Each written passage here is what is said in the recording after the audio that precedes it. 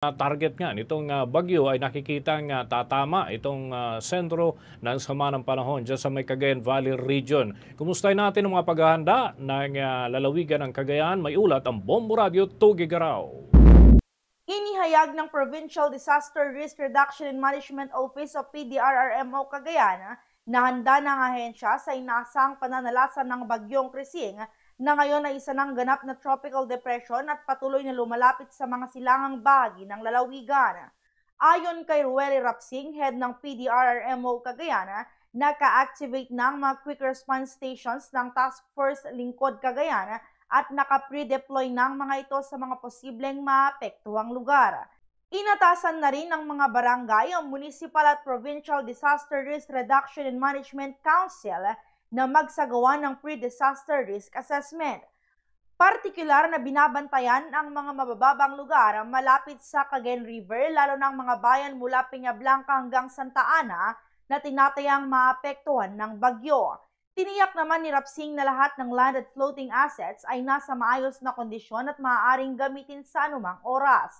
Naka-preposition na rin ang mga non-food items sa mga quick response stations, habang ang mga food packs ay nakaimbak na sa mga warehouse ng Provincial Social Welfare and Development Office.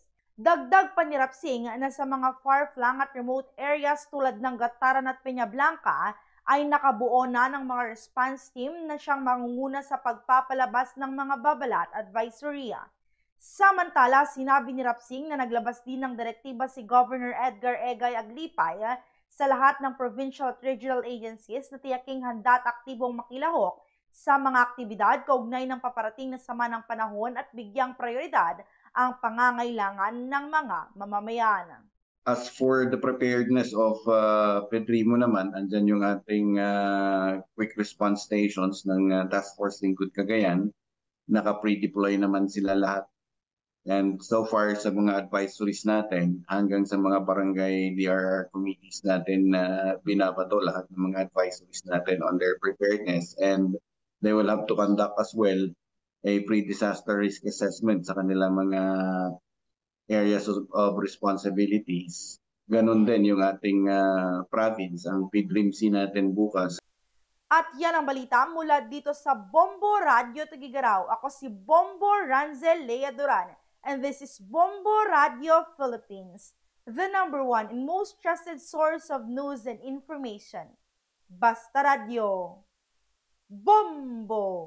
For the most trusted source of news and information, visit our website at www.bomboradio.com. Follow us on Bombo Radio mobile app, Facebook, YouTube, TikTok, and X, formerly Twitter. Like, share, and stay connected. Anytime, anywhere.